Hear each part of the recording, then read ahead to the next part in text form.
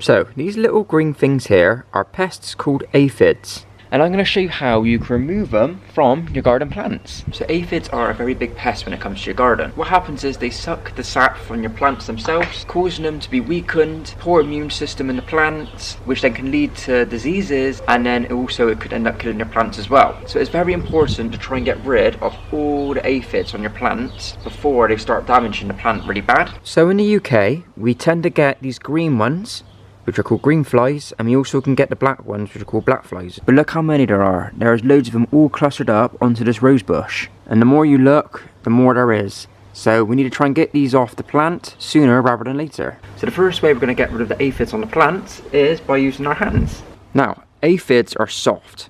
There's nothing to them. So just by literally rubbing your hands up against it, I can easily just pull them off and squish them. And now they're all just dead in my hand. It's quite gruesome, but it is an effective way of doing it, and you're guaranteed to knock them off or kill them by doing this. If you don't mind dead insects on your fingers, then this is the way to do it. Now, if I was going to do this whole plant using that technique, I'll be here for ages, as there's loads of aphids and they're all around trying to find them all, and there's other ways we can do this. It's a lot faster. So a faster way of getting them off, we're going to jet them off with a hose pipe. So before we use the hose pipe to hose down the aphids, it's important to know to only do this when it's either in the mornings or the evenings when the sun is at its lowest, or to do it on overcast days like today when there's no direct sunlight, because we don't want no water particles on our plants, and then when the sun hits it, it could damage the plant even further. Now that we've got that covered, what we want to do is choose a jet setting on our hose, and then we're going to aim it directly at the plant itself and try and blast off as many as we can. So now that we've got our hose on jet, see all these little aphids here? Say goodbye to them. So just like that, they are all gone. Quick and simple, and I can just carry on and do this to the rest of the plant. So the only problem about using the hose is it might not kill the aphids. All it might do is might knock them down onto the ground, and they might slowly make their way back up to the plant and back up to the top again. It's a case of you might have to do this every day for a couple of days until you start seeing the aphids on there greatly reduced, because they can multiply really fast. It's important to try and get rid of as most of them as you can to try and stop them from reproducing. So another way we can try and get rid of aphids is by using washing up soap, a squirty can and some water. All you do is just put a tiny bit in there, probably about a teaspoon worth of soap. It's important not to use too much soap because it could end up damaging the plant itself. So it's just be careful of how much you use. Now you want to dilute your washing up liquid inside your bottle with warm water. Make sure it is warm water. For some reason it works better when it's warm. So the same rule applies with the hose pipe with this as well.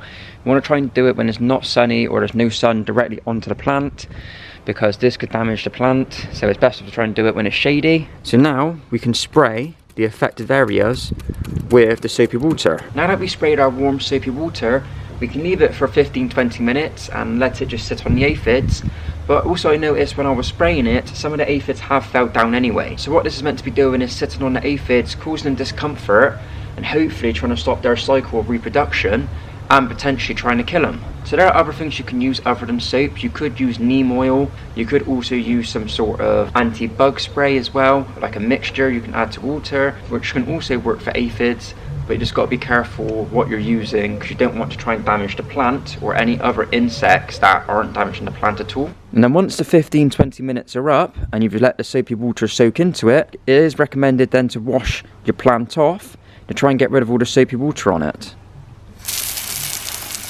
So that is a couple ways on how we can physically ourselves remove the aphids from our plants, but there's also two other ways in which we can help reduce the aphids by implementing or getting rid of other insects as well. And the first one is ants.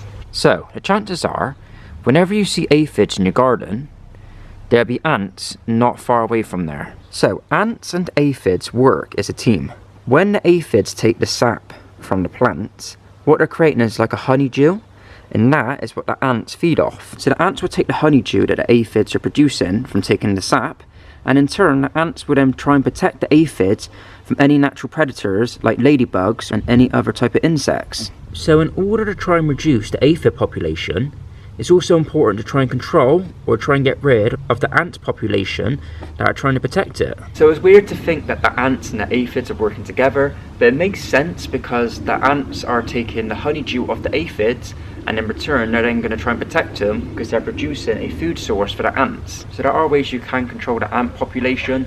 You can end up putting Vaseline at the bottom of your plant, or you could end up trying to use some sort of chemicals to try and kill the ants, but I wouldn't really want to do that. Or just try and use some hot water if you've got really big ant nests nearby. Just trying to minimize the ant problem, because then the natural predators can then eat the aphids. Then that leads on to the other point, is to try and promote the predators that eat the aphids, and the most important one is the ladybird. Now, the aphids alone on a plant aren't enough to attract the ladybirds themselves. You need a lot of wild flowers for the ladybirds to be interested and to come into your garden. Being this early in spring, a lot of my growing areas have not got any plants or any flowers in really. You can buy ladybirds online if you want to try and introduce them into your garden, or you can try and make a ladybird habitat. I might try and do that in a video in the future, because I am interested in trying to do that, because I can't keep putting up all these aphids on my plants. But yeah, the only other way of doing it is literally by having loads of random wildflowers. You can Google which flowers you need to try and boost them into your garden to try and help your other plants. So yeah, that's just some ways in which you can try and eliminate and trying to reduce the aphid problem in your garden. So yeah, I hope you guys did enjoy, and leave comments in the section below on ways you guys try and get rid of aphids, and together we can try and get rid of this pest so we can actually start growing some good stuff in our garden.